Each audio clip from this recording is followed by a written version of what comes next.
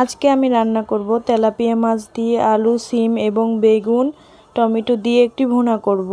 তো আসসালামু আলাইকুম। প্রথমেই আমি কড়াইতে তেল দিয়ে তেলটা গরম করে নেওয়া হয়ে গেলে এর ভিতরে এখন দিয়ে দেব তেলাপিয়া মাছগুলো। তেলাপিয়া মাছটায় হালকা একটু লবণ এবং হলুদ মরিচ দিয়ে মেখে তারপর তেলাপিয়া মাছটাকে আমি সুন্দর করে ভেজে নেব।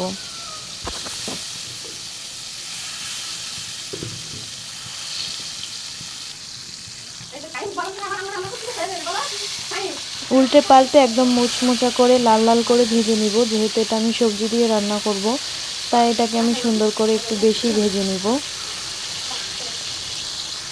তো ভাজা হয়ে গেলে সেই সেম তেলে এখন বেগুন এবং আলু দিয়ে দিব। হালকা হলুদ এবং লবণ দিয়ে মেখে সুন্দর করে বেগুন আলুটা ফ্রাই করে নিব আমি। এরকমের যদি ফ্রাই করে নিয়ে তরকারি রান্না করা হয়, তরকারির স্বাদ দ্বিগুণ বেড়ে যায়। সবাই একবার হলে ট্রাই করে দেখবেন, অনেক বেশি মজা হয়। এবং অবশ্যই ভাত বাড়িয়ে রান্না করবেন, তাহলে আর পাতিলে ভাত থাকবে না যদি এরকম রান্না করেন। তো এই তো আমার বেগুন ভাজা হয়ে গেলে আমি বেগুনটা তুলে রাখবো এবং কিছু আলু বাকি আছে সেটাও আমি ভেজে নেব।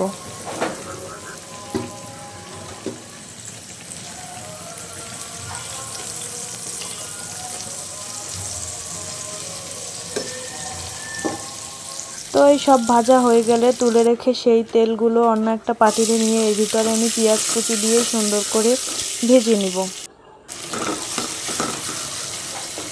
এই তো পেঁয়াজটা ভাজা হয়ে গেলে এর ভিতরে এখন দিয়ে দেব রসুন বাটা। রসুন বাটাটা দিয়ে হালকা একটু নেড়েচেড়ে মিশিয়ে নিব।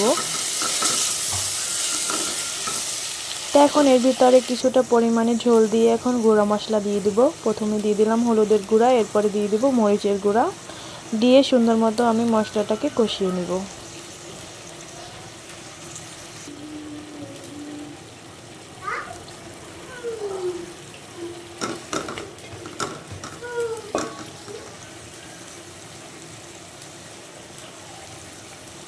এখন আমি কিছুটা লবণ দিয়ে দিলাম।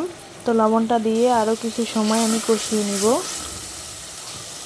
এই তো কষানো হয়ে গেলে এখন দিয়ে দিব সিমটা যেহেতু আমি ভেজে নিইনি বা ভাপ দিইনি, এই জন্য আগে সিমটা দিয়ে কিছুটা পরিমাণ কষিয়ে নিব যাতে সিমটা সেদ্ধ হয়ে যায়। তারপরে আমি দিয়ে দিব আলু দিয়ে আর একটু সময় আমি কষিয়ে নিব।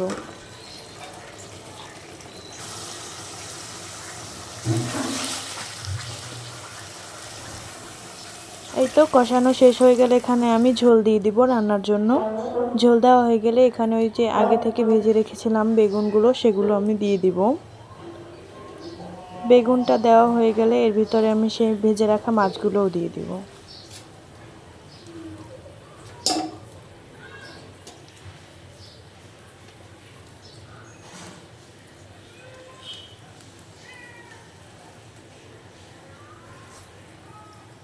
এই তো মাছগুলো সব দেওয়া হয়ে গেলে এখন আমি চুলা বাড়িয়ে সুন্দর করে রান্না করে নিব।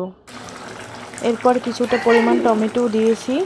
দেওয়া হয়ে গেলে এই তো আমার রান্নাটা প্রায় কমপ্লিট। তো সবার কাছে ভালো লাগলে অবশ্যই লাইক কমেন্ট শেয়ার করে পাশে থাকবেন, আর অবশ্যই আমার পেজটা ফলো করবেন। আল্লাহ হাফেজ।